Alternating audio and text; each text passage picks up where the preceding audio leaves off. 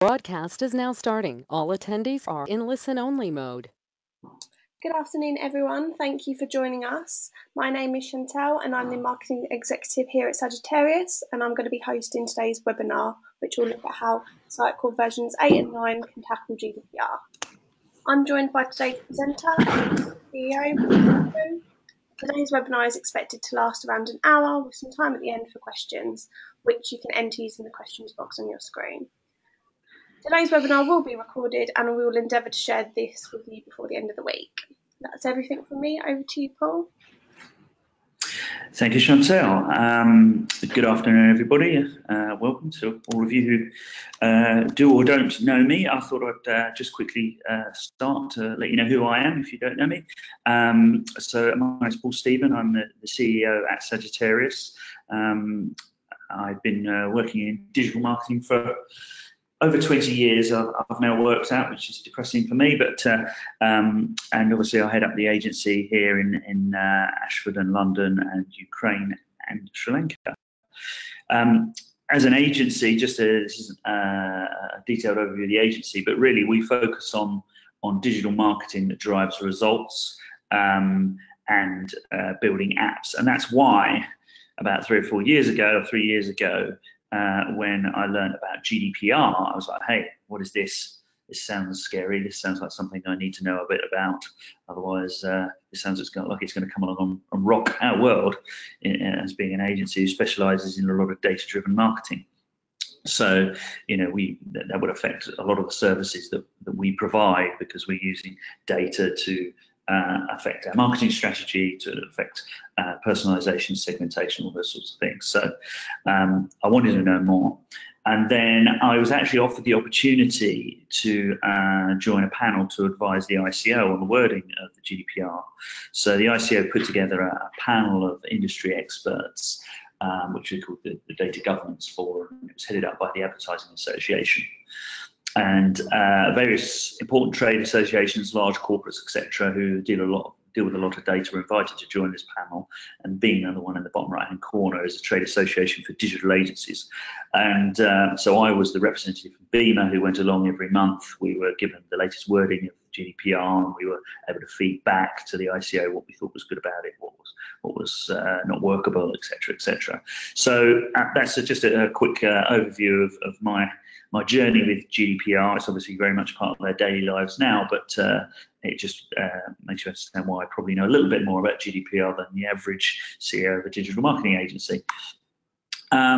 So as an agency, we specialize in digital marketing and web builds and UX, and a lot of the work that we do is on Sitecore. So here's some of our clients that we work with on Sitecore. So hence why we thought today would be a good opportunity to do these combine our Sitecore expertise and GDPR. We actually did an event a month or so ago, and it was very, very well attended. In fact, too many people turned up, and there was having to get extra chairs in the room. So we thought, well, for those that couldn't even attend that, we'll do a short webinar version of what we did the other day, and then we've actually planned an additional real event again up in Leeds for those that couldn't make it down to our London event. So before I start, slightly tongue-in-cheek, but just a bit of a disclaimer. So GDPR is one of those things that has all sorts of legal ramifications, and we're obviously giving you our opinion on what you should and shouldn't do. But before you do anything, in theory, you should be acting under the advice of a lawyer. So just quickly, this is Tim Berners-Lee, who sort of pretty much invented the internet about 29 years ago.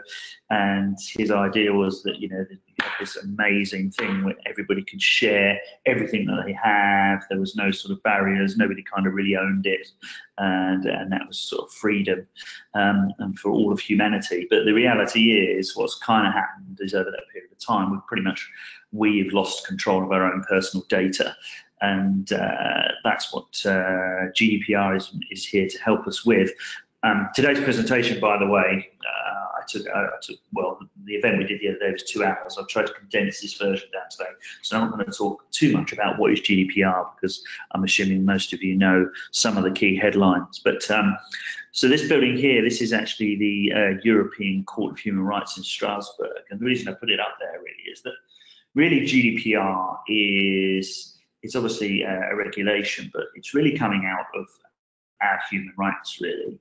GDPR is very much a law or a regulation that's being put in place to protect our own privacy laws. It's about our rights as an EU citizen, that it's our data, and we have a right to say what does or doesn't happen with that data on the way organisations use it. So that's why it's quite sort of different from maybe how people might it might be different to what you expect GDPR to be. So a lot of law kind of goes. There's been a lot of data protection law around for a while. Here's a sort of list of the last few, with sort of GDPR down there at the bottom coming into effect on the 25th of May 2018. But actually, there's lots of laws that, or lots of things that are in the data protection regulation, which are kind of evolutions or clarifications maybe of some of the things that were in previous laws that already exist.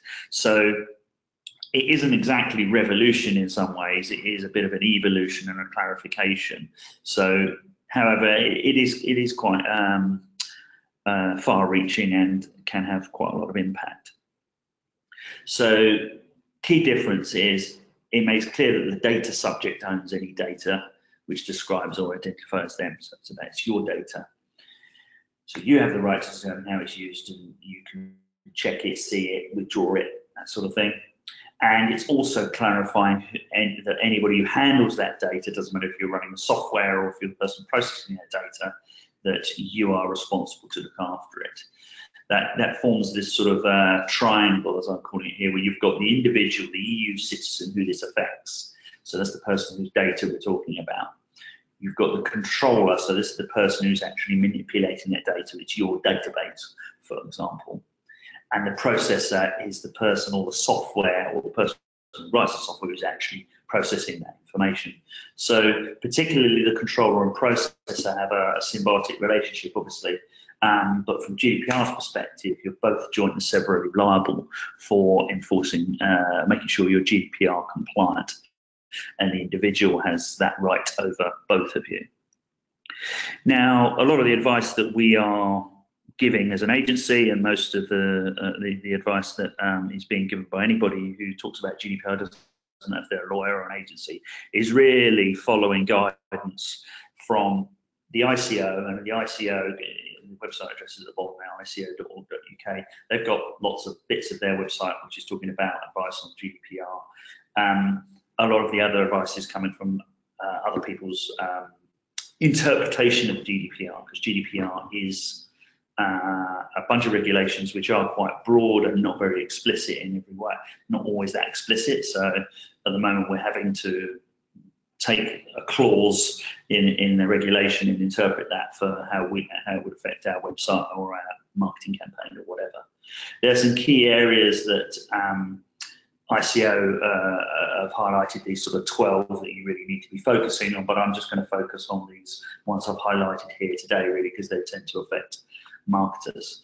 So really, I'm just going to quickly whip through, because I say this wasn't meant to be a massive what is GDPR tutorial, but just went on a couple of these. So one of them about what is legitimate interest, your legitimate interest to talk to people and keep their data, about how to consent, how much data you're holding and how long you're going to hold it for, about profiling, data sharing and data sharing third parties, and the ability to be erased from database. They're the key things that really affect marketing. So there are lots of other things in a small way. There's all sorts of things. If I go back to that 12 there, there's like item 8 is about children, for example. So there's all sorts of things that cover what you can do with children's data, and where what age that kicks in and things like that. But I'm not going to go into every detail of every item in GDPR today. So legitimate interest is one of the key things it talks about. So for you to be legitimately either holding someone's data or processing that data, you have to adhere to one of the 6 grounds of lawfulness. So do all of these, so I don't have to do them one at a time. So if you are talking to somebody, sending them an email, or holding their data, you have to have it for a specific purpose. It may be in order for you to provide the service that you are giving. So they need a login. You've got to have their personal details in order for you to be able to sort of fulfill that, really.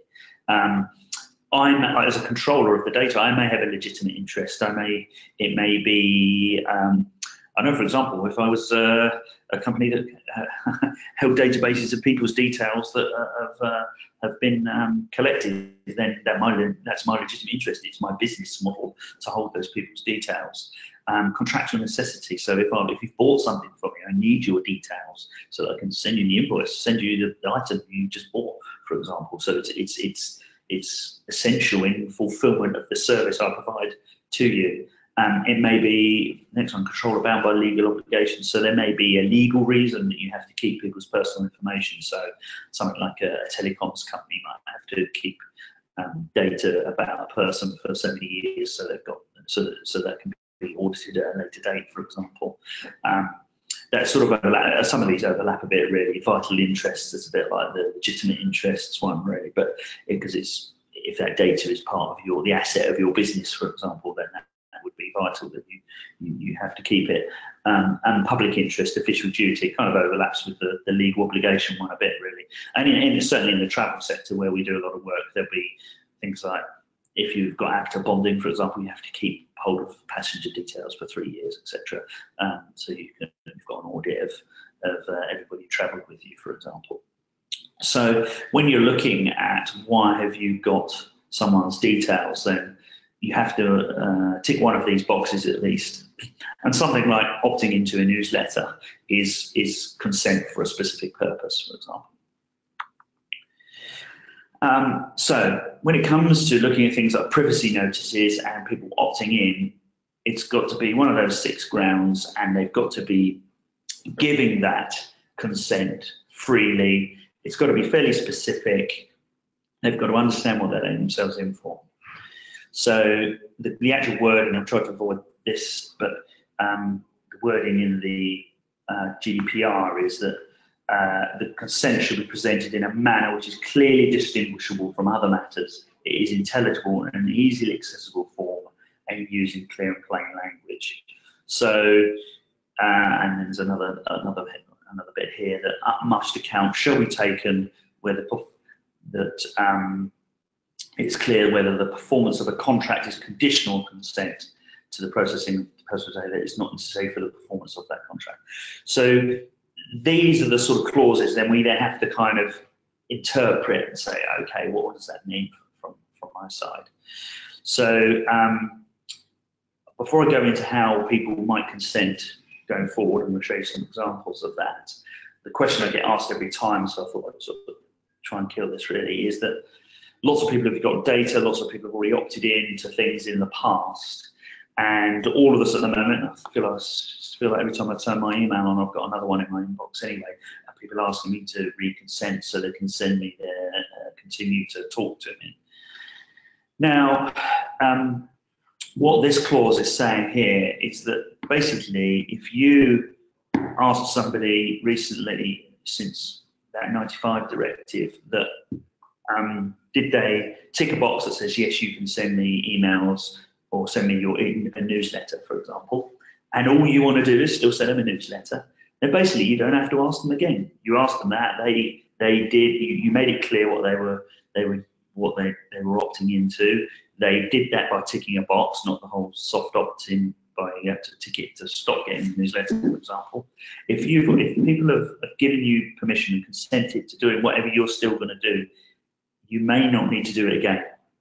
If you've got any doubt, if you've just got a whole load of data all joined up and you don't know where some of it came from and it's just built up over several years and you've got no way of really looking back as to how you collected that data and what tick box they did or didn't tick, then you have doubt, and that's where it may be the commercial risk around gambling that, oh yeah, no, we did ask them at the time, that might be too great and you should be asking them to send again.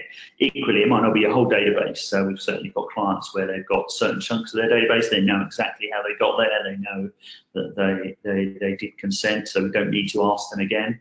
But there's bits where they've got doubts, so those are the bits of the database that they're going to go through some sort of email exercise to encourage people to opt in again.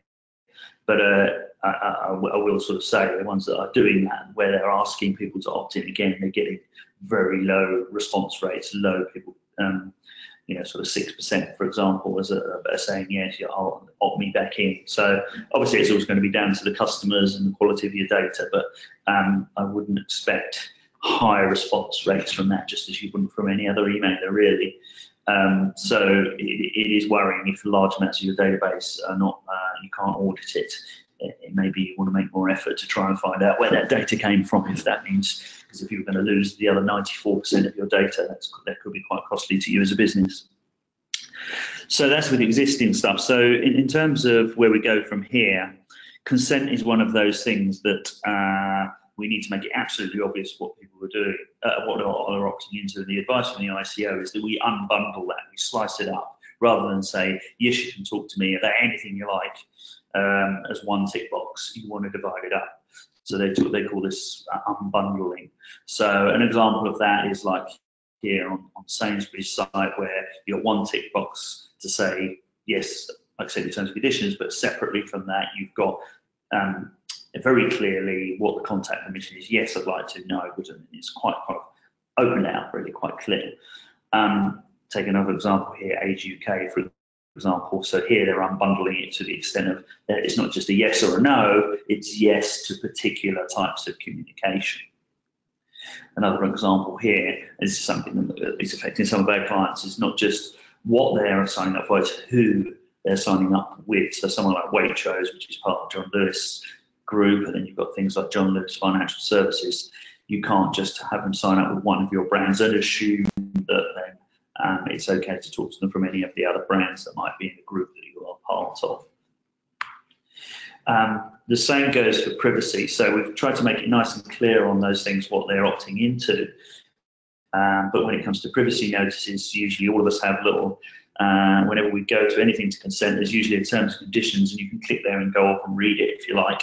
But of course, none of us ever do. We just click OK. Well, the suggestion from ICO is that we shouldn't be doing that anymore. We should be making it easier. So the advice is we need to be clear about telling them what information we are collecting, what company is actually doing the collecting here, how we're collecting it. It may not be just in this form, it may be via your cookie, via your browser and your browsing activity.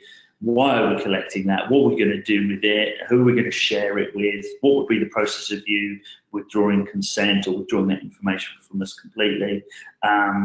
What's going to happen to it? You know, what will be the effect on you by you giving us the data? And is the intended use likely to cause individuals to object or complain? So we'll talk a little bit about this in a moment, but actually profiling somebody based on what you learn about them, we need to tell them we're doing that, otherwise that may upset them. So these are the kind of screen grabs that ICO give us in terms of how you might unbundle something. So really you're in a fairly short paragraph telling who you are, what we're going to do. These are the things you would like you to opt into, and it's all kind of quite simple. It's not all buried away in a big terms and conditions page.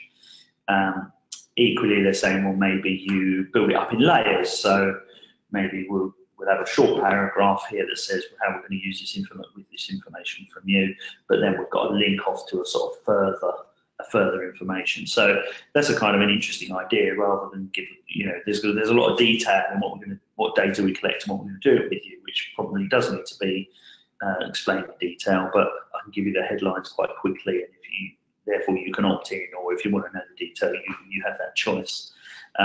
Another way of doing that is, rather than having it all on one page, is as you go through forms, for example, like this little animation is showing here.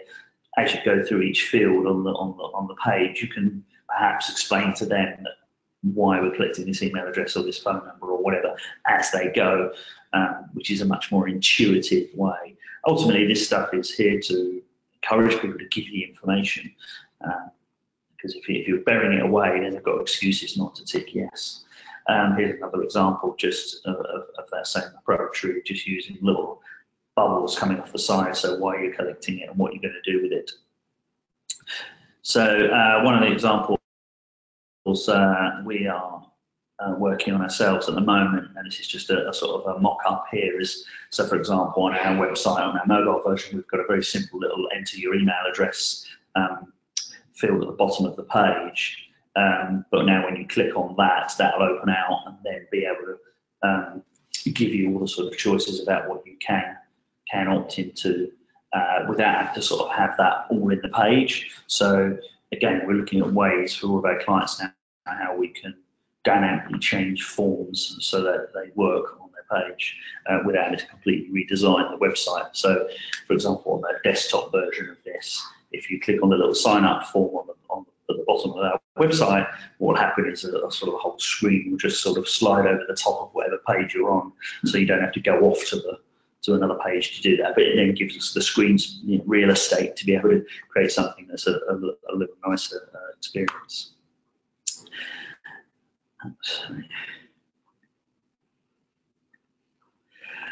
So the next thing I want to talk about is right to erasure. So this is kind of, use the word scary one really, because this is quite a big deal. So basically now a user has the right to say, look, I don't want you to have my data, or I want to change that consent that I gave you way back when. Well, people being able to opt out and unsubscribe has been something that people have been able to do for a long time. So that's maybe the easy bit. But being able to actually delete their data from your database is a bigger ask. And one of the reasons this is big is, firstly, well, what's the process they'll have to go to achieve that? And the actual implications as a brand for that could be quite massive. We've certainly been working with some clients where, as much as you might put in your name on their website or make a booking or make a purchase or whatever, that may end up in about 30 different databases by the time that whole process has been you've been through that. So been through that transaction with them. So in terms of any preference about your communication or where they have to delete you from, could be considerable, and that is quite worrying for some people.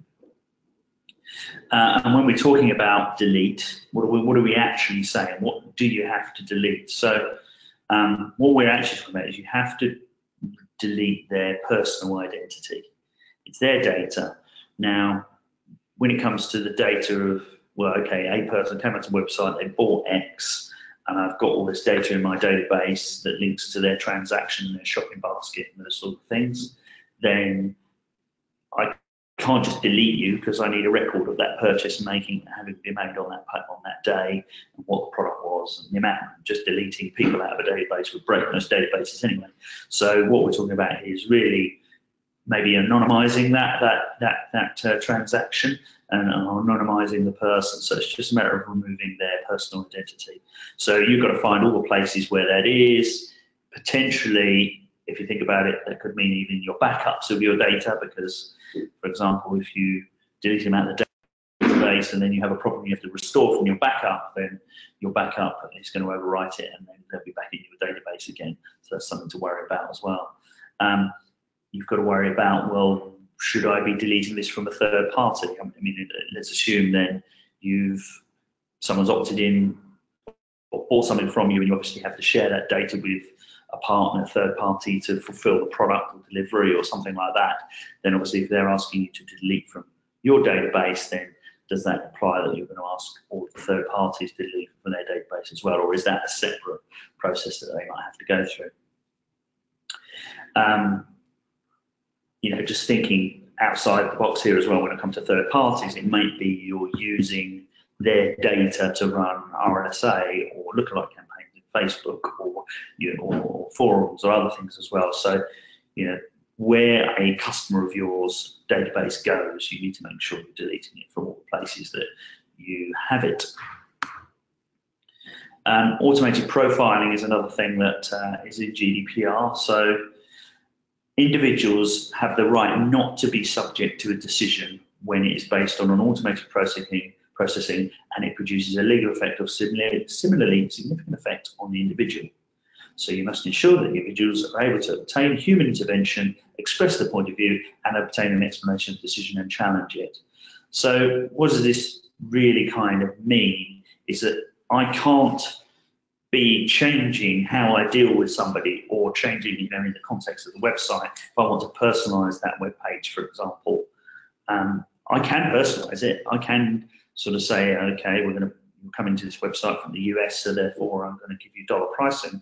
But you have to just be clear that that's what you're doing, and you have to give them the option to opt out of that and see a different version or a default version or something like that. So profiling is an important part, particularly with something like Sitecore, which is obviously got as part of this key proposition is that you're going to improve the customer experience by what you're learning about them. So GDPR doesn't stop you being able to do that, but you just have to tell them that you are doing that. Talk about a bit more about that in a moment. So that's all the sort of highlights, really. Maybe the bad news, if you're not prepared for this, you think, blimey, this is a lot to get through here. But we've obviously been looking at this for a while, and I think it's a great opportunity, actually, a great opportunity for marketers, because really it's an opportunity for us now to get our data in order, get various systems that may be fragmented or joined up. From a marketing perspective, maybe it gives us the business case to do that as well. Sometimes marketing departments have to sort of make do with what tools they've got available, but if they can now go to the board with a business case that says, hey, I need to have all of these things joined up, so I've got a 360 view of my customer, but I've got to do that also because from a GDPR perspective it's absolutely necessary, then that has got to be good as well. It's obviously an opportunity, a catalyst maybe, to look at our whole sort of data security and look where our data is and tighten up on that, because that invariably is one of those things that not every company is always got top of mind, even though they think they might have. And digital transformation is, what I mean there is that this is an opportunity for us to really relook at the way we do things. Are there things that are being done on paper and not joined up with the rest of our data? So looking at sort of improving the way the company operates and the processes we have, this is maybe the catalyst for that as well. But I suppose the flip side of that is, well, then by understanding all of this data and getting it all joined up, is actually now as a brand, we're starting to sort of see a lot more, we'll be able to learn a lot more about our client, and therefore we can, this will improve our empathy with the sort of journeys they really go on, how we can really improve our brand. So therefore, the flip side of that is then the customer should get a better experience. So that's really sort of the give-get exchange here, really. If we can encourage people to give us the data, we respect it, we deal with it nicely, we give them a good customer experience, we learn more about them, make it more relevant, then ultimately the customer gets something out of giving us that data. And I think the last 2 points I wanted to make really is, this is absolutely essential, and particularly with Cambridge Analytica and stuff that's been going on recently, people's trust in what we're collecting and what we're doing with it is probably a little bit damaged right now. So again, that's something that if you're the one who's doing it right, you're giving them the tools they need, and you seem to be caring about this, then you're building a level of trust that maybe your competitors don't have. So that's potentially gives you a commercial advantage. So and the other thing is as well, it's potentially better customer data as well, because now they have actually freely given it. They kind of weren't hoodwinked into it. You've told them why you were doing it, and they've only done it because they were interested. And because you've gone through this process, they'll probably feel a little more valued. So I think it is a great opportunity to get all these things joined up and do this in the right way. And then, as I said, it means you will then end up with a single customer view that's probably a bit more real and more joined up. Right. So the GDPR is coming, believe it or not. It's, is it a month to the day? I think, no, it was yesterday. It's coming and it's coming and it's coming at brands like a meteor heading towards a huge planet, as we can see here. But it's also coming there for those audiences, for their users. They kind of maybe don't know that much about it. Cambridge Analytica has probably helped, Facebook have helped them realise that brands do have their data and they do stuff with it. But it also is coming at all our partners as well. And it's fair to say it is quite serious. It is complex. And there's some stuff that really is still uncertain, and I can't stress that enough, really. Everything I'm telling you, everything you'll be reading about online, any email you ever receive, is generally the interpretation of GDPR by a lawyer or by an agency or some sort of expert. At the moment, until it comes in and somebody is caught out for not being GDPR compliant and the ICO take them to court, some of the ways we are trying to be GDPR compliant are not tested. So in terms of the relationship that an audience has with a brand and partners, we have to just sort of remember, really, that audience is giving us their data, that has a value to us, and we are going to give something back to them. And that's a beautiful relationship. It may be that we're also going to give their data onto some partners, third parties or whatever, and that's going to give some value back to us, which in turn gives value back to the audiences. So if we are not able to continue to collect this data, then all of that kind of breaks down, all that data then disappears. So it's really important that we do take this seriously, really show our clients that we care, because if we've lost that trust, then we've lost all the value that was in that for us and for them. So if we can get that trust back, then all it comes back.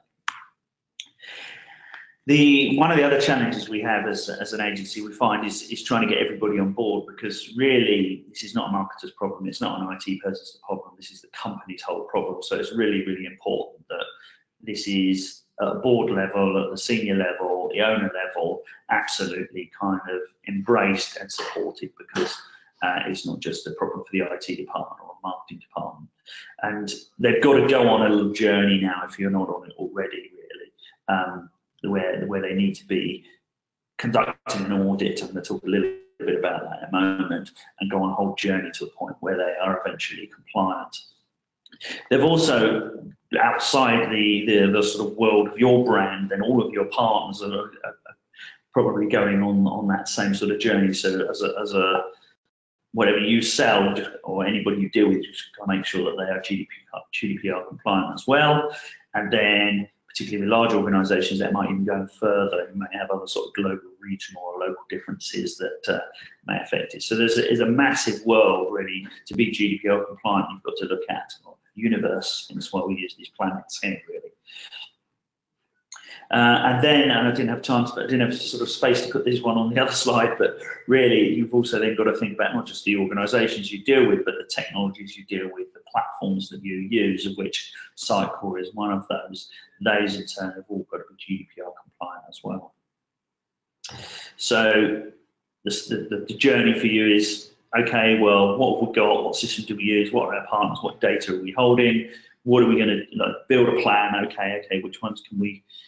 How can we literally record all of that, work out what we're going to do to change that, what needs to change, what maybe is okay, and then work towards compliance, and then that will be an iterative process as well. I doubt it will be one of those things that's just done and fixed. GDPR talks about privacy by design. So the idea is now that everything you do, as it is now, and anything new that you do, privacy has to be at the forefront of it. So even from that initial idea to costing up and building it, it's all got to be thought, well, okay, am I respecting someone's privacy? If I've got a data capture form, am I capturing what their consent was? Am I considering what I'm going to do with that data, why I'm capturing it? Have I updated my privacy terms now for this new form that I didn't used to have before? Have I created a policy about how long I'm going to keep that data for? So all those things are going to increase costs, but these are all things that are there to try and reduce our risk and build that trust. And the last thing I was going to just dwell on is data security. Now, data security is obviously something which should always be secure with data anyway, but within GDPR, because of the breach notifications element of it, data security is probably something we need to be tightening up on as well. Now, data security is one of those things that isn't hacked it just like this. It's more likely to be some sort of kid in his back bedroom who's going to try and hack your website or whatever. And that's the case with most of the hackings that happen. They're not usually the Russians or somebody trying to get in there. It's usually someone doing it because they're a hacker and it's a cool thing to do. And that is the thing at the moment, that now if someone, well, from GDPR, if someone does hack into your system, or they manage to get hold of one of your laptops or whatever it might be, you have some pretty serious rules around what you now have to do. So within 72 hours, you've got to be able to tell them when it happened, how it happened, and to whom it happened, sorry. So you've then got to let the people know whose data was breached, what happened, what you're going to do about it, and you've only got 70 hours to do that, which is sort of no time at all, really. It's only as much as 72 hours, so that you've kind of got some time to do that investigation and be able to tell them something that is meaningful, rather than if they're forced to do it in 24 hours, that might not even be enough time to do that. So this is why you need a data breach protocol, really. You need a plan in place, you need tools in place so you'll be able to audit what happened, etc. So that needs to be a lot more robust than it needs to be. It's almost not, the security bit, you could argue, should be there already, but data breach notification maybe gives you a further incentive to make sure it's there. There are other things, advice that comes out of it as well from the ICO and so on, is about making sure all of your data is encrypted, and you shouldn't keep data for longer than you need to. So that's why, really. So therefore, if there was a data breach, there'd be less damage done if actually you encrypted all that data.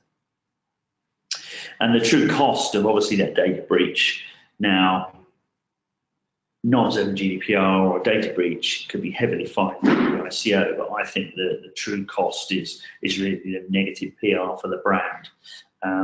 If you had a data breach, and as I said, Talk had a hack a few years ago from a guy in his back bedroom as well, and all he'd done was he'd managed to hack into an old Tiscali website that had been bought by Talk, and it had, I don't know, he managed to get hold of 20,000 people's email addresses or something like that, which, I don't know, I can't remember the numbers now. They've got 6 million customers, but they just managed to get hold of a small segment of some people's email addresses. I don't think they had their financial details or anything else, but they had their email addresses and a small amount of data.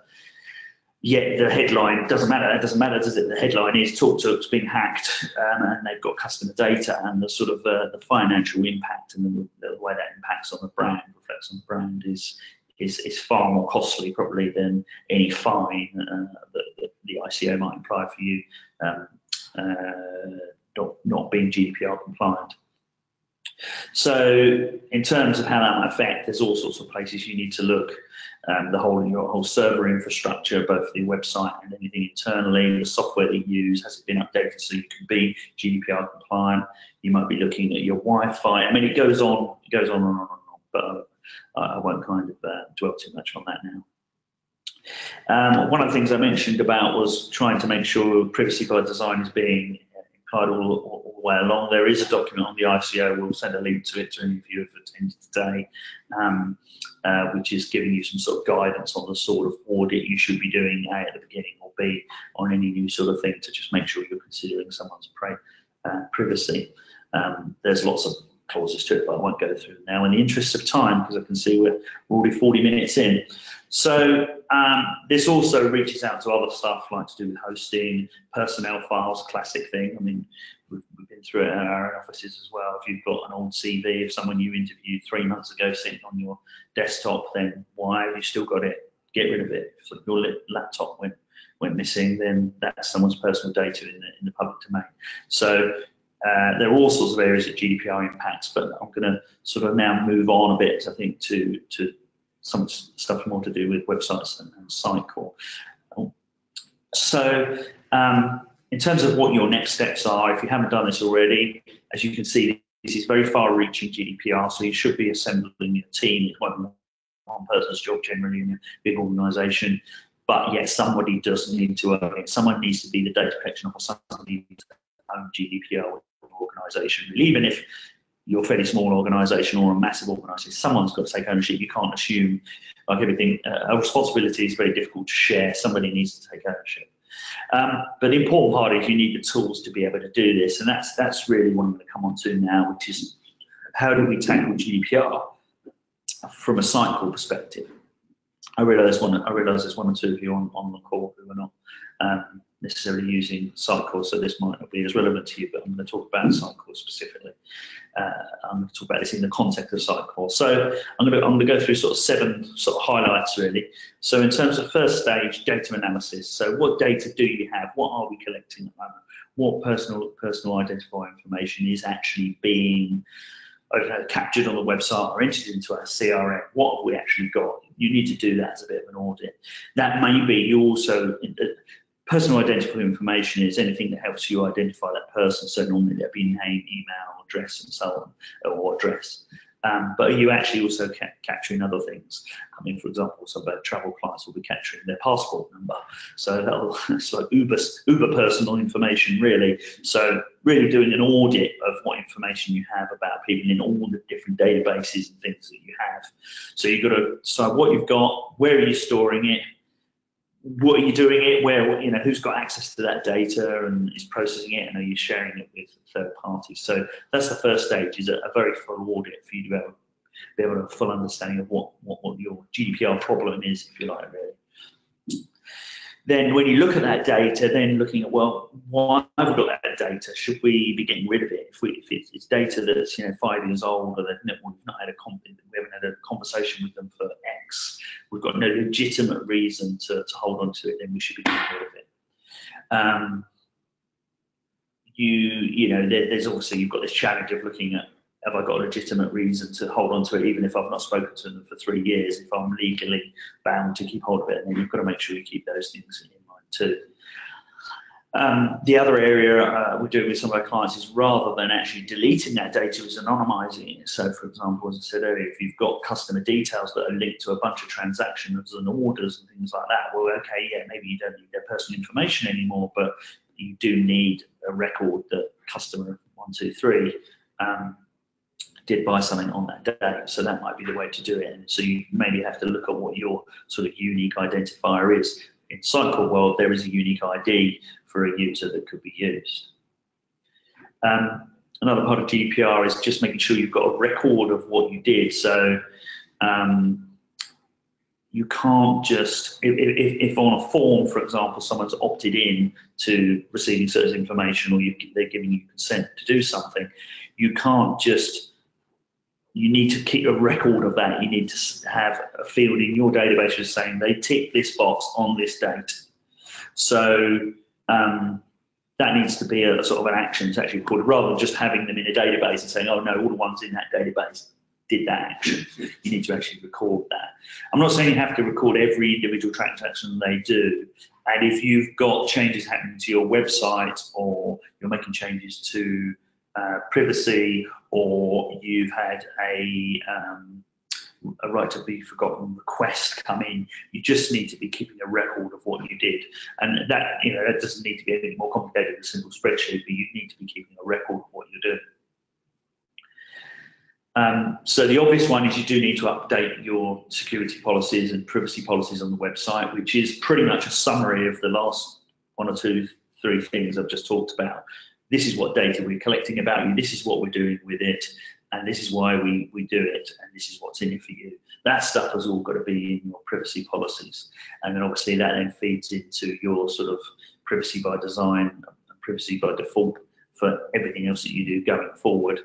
And then obviously, equally, you need to be able to tell people what your data breach response, or what your data, you need to plan, what your data breach response is going to be, so that you're in a position to do that within that 72 hours. And if you've only got 72 hours, you don't want to be making that up at the time. You want to know what you're going to do, where you're going to look, where all your data is, what tools have we got in place to try and make sure we can tell a meaningful story within 72 hours. And then obviously you've got to upgrade all your forms. Anywhere that you capture data, we've got to make sure that is an affirmative action. Someone ticks a box to say, yes, you can do this through me. And as I said earlier, trying to unbundle that so that it makes that as appealing and as attractive as possible would be our advice. This is where it's getting slightly more complicated. So the right to rectification. So if someone says, okay, well, I want to be able to change my level of consent, or I want to be able to see what data you've got about me, or change my name, or whatever it might be, then that gets more complicated because you're now needing to give them a process. Now, that may be, if you want us to do something, send us an email, we'll do it. That may be a version, but at least you've at least got to do that. Tell them how you're going to, how they can rectify or change any consent they might have given you in the past.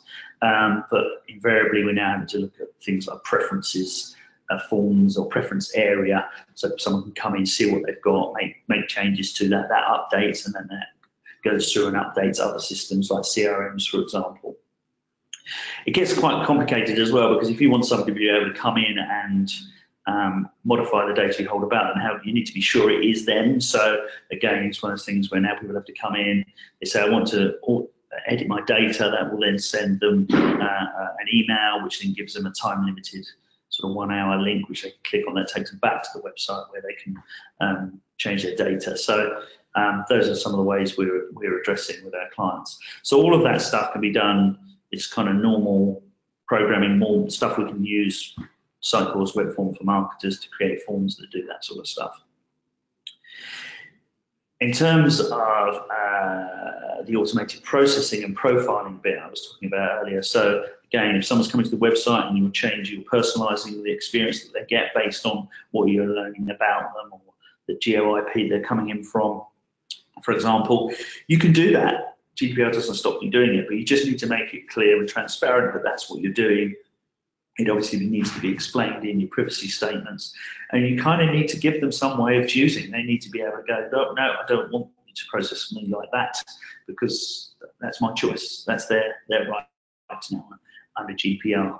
So this isn't terribly different, really, maybe from saying, oh, yes, you can store a cookie on my browser so that you can remember me and optimize an experience for next time. And please be clear as well, these things, these are separate. So if I allow you to have a cookie on my machine, that will remember me, and it will remember me next time when I come back, and you can still personalize the website based on what I did before. But that data is only staying on the browser. It's not personally identifiable information that I have as the brand. So whereas capturing their email address via form, it is personally identified information that I have as a brand. So they're entirely separate. So someone can still opt in and use, have the optimized experience by allowing you to use cookies or even use session data to optimize the experience during that one session. They can do that, but they can equally ask you to delete from their database, and they are separate conversations. They're separate things. One doesn't necessarily affect the other if you don't want it to. So then go back to Sitecore. At the moment, in terms of the inverted commas easy bits, doing privacy notices, that's kind of straightforward stuff to do once you know what you're going to say. Doing the forms and the consent and giving them contact preferences, maybe that's sort of reasonably straightforward to do. Data request, how do they get data out? Well, the complicated thing is, even if you can't do that live, they can at least send you an email, but then where are you going to get that data from? Come on to that in a moment. And then in theory, improving your security is all kind of straightforward and easy things to do. But what we identified with Sitecore particularly is that neither Sitecore 8, any version of 8 or any version of 9, currently anyway, has any standalone user tools to be able to forget somebody, delete somebody, or the right or the ability to extract information about them, what you hold about them out of Sitecore itself. We identified this a year or so ago. We've been talking to Sitecore ever since that and trying to get to the bottom of what they were doing. And we've had bits of information along the way that have helped us sort of see slightly with the crystal ball what was coming. But it is something that is an issue. It's still an issue, and it's still going to be an issue for the foreseeable. So with our clients, we started to develop a tool. So I'm just going to introduce that to you now. So This is so what we've done is created a new button in Sitecore Launchpad, the GDPR user data tool. So it's sort of is a sort of custom button that can be added in here. And what does it do? So it's basically a user anonymizer and extraction tool. So it's via that button on Sitecore Launchpad. It enables you to search for somebody, and it looks in both the XDB database and list manager. It enables you then to anonymize that person's data, and it enables you to extract what information, the PIA data that we are storing within Sitecore. So just a quick preview of that. So really, you've just got to go in there, you've got a field where you can put in their name or their email. It will then come back and say, hey ho, here on the left we've got this user in the analytics database. We haven't found them as a username in the Sitecore core, so they're not an existing user, and they don't exist in List Manager for this example user. But basically then we can, based on what we know, we can then say, okay, I want you to anonymize this user. So what that's going to do, I'll tell you in a moment, or we can actually extract the information that we have out to share with them. So what it's actually doing is searching the core database, the MongoDB and List Manager databases. It's anonymizing that person, so it is if you imagine when you come onto Sitecore anyway, you're an anonymous user, and then we're tracking all sorts of things about you, but you're just anonymous. So what we're doing is basically taking you back to that state. So we'll take out your personal details, and then we'll remove any other facets that we've, if you've given us any other information like address and all those sorts of things, we need to sort of blank those out as well. So we don't actually delete the user, because that would break all sorts of tables and databases and references to other things. But so therefore any of the other sort of transactions and any analytics kind of remain. It doesn't skew your stats and the rest of it. But from a PII point of view, they're gone. It also then looks into List Manager, which you may or may not have used as well, to make sure that those people are in there, and it actually uses a sort of built-in Sitecore unsubscribe method to be able to do that. When you hit export, that will take all the data that we hold, which are the standard. It starts with obviously the standard fields that Sitecore collects about a person: name, email, age, title, name, email. There's loads of them actually that are standard in Sitecore, so we just sort of search all those, and that might be kind of different for different clients, because if you've added additional fields when you collect, then we have to sort of look at that, so that would be slightly different. So we built this tool because it's a problem now. It was built primarily for use in Sitecore 8, and it is compatible with all version of 8 that we've planned it to be anyway. With Sitecore 9, if you're thinking of upgrading soon, it's compatible with that, because actually the sort of calls and stuff that we're making to the database are still supported in the versions of 9 that we're aware of anyway. Sitecore 9 has actually got some additional new methods coming. What I mean by method, this is a method in an API, which is a call you can make to an API to do something that will achieve a similar result. They're new ones, they're not the same ones, but both these old ones that we've got from Sitecore 8 and the ones that come in Sitecore 9 are going to be there. So when you do go to Sitecore 9, or if you're looking to go into Sitecore 9, there is actually still no CMS interface, which is why we went to the extent of building this. So even though they've created some new methods which are now available via xConnect, they're expecting you to access those via your CRM or some other third-party system. They haven't created a button or an interface like we have in Sitecore 9 as we see yet. So there is still a sort of bit of a gap in the tool set, in our opinion, in Sitecore. So in other things that are in Sitecore 9, just to sort of dwell on that, is they are introducing other stuff. There is now data is encrypted at rest and in motion, so again that's making the data more secure. And they've got some new configuration options about personal identifiable information. So for the coders out there, you'll see in this web config, this line here, they've got two lines actually: index PII sensitive data and index anonymous contact data. So these are settings that you can set to true or false to say, am I going to collect anyone's data in the first place, or am I just going to keep everyone anonymous? I can also decide in the web config as well which bits of data I'm collecting are PII sensitive and which are not. So those are coming in Sitecore 9. But like I say, they still don't give you a full interface, and there's no sort of in terms of doing this stuff I've just shown you here, it's all in web config by developers, not by end users. At the risk of being a slight pitch, obviously, if the tool that we've created, it's a tool that we've created largely for our existing customers, but we're getting inquiries from lots of other people who've worked out that they have the same issue. So in terms of how we would be able to help you with that, there'd be some sort of onboarding process, because we'd need to be able to get it in your website and your code and be in a position to work on it. You would need to at least be on 8 something, so maybe there might be an upgrade to 8. We would then install our module, which is only a couple of days' work. It's not a big project, to be honest. And then in terms of extracting data and looking at the facets that are peculiar to your site, that's another thing that maybe a day, maybe a few days, who knows, we don't know. And then there's our usual QS test and deploy process. So it's difficult to put an exact price on it, but it's days of work as opposed to weeks of work that we could, in terms of installing the tool that we've created.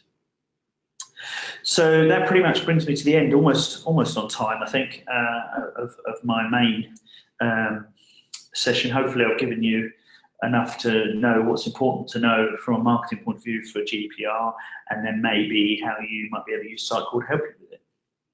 Lovely. So I think we have some questions. Yeah, that was really insightful. We've got time for a couple of questions. So the first one is, am I able to buy this tool from Sagittarius and then get my existing development agency to implement it? So not at the moment. That's not the way it's been designed. It's one of those things that it's our proprietary code. It's something that we haven't built necessarily to just hand over to another agency. Happy to work with your existing agency if you're on Sitecore using a partner to implement it, but it's not something that's a sort of do-it-yourself option. Okay, lovely. I'm just going to do one more question, which is, will the tool have the ability to link up to my current CRM system? So at the moment, when you sort of hit anonymize this user, it's going through a process of making changes to the database, the XDB database, and removing them from this manager and so on. So if your site is already integrated with a CRM, then that would be just a matter of using whatever method you're already using with that integration to push that data through to the CRM to tell them to be anonymized in the CRM. Or that might require additional CRM integration to achieve that. But it could be upgraded to do it, is probably the simple answer to the question.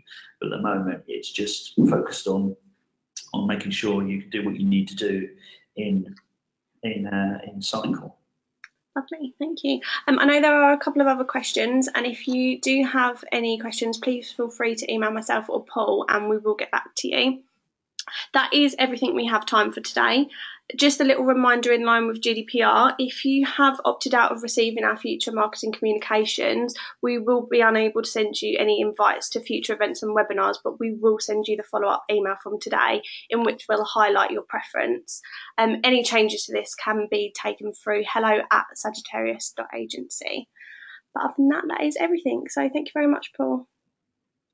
Thank you, everybody. Bye. Bye.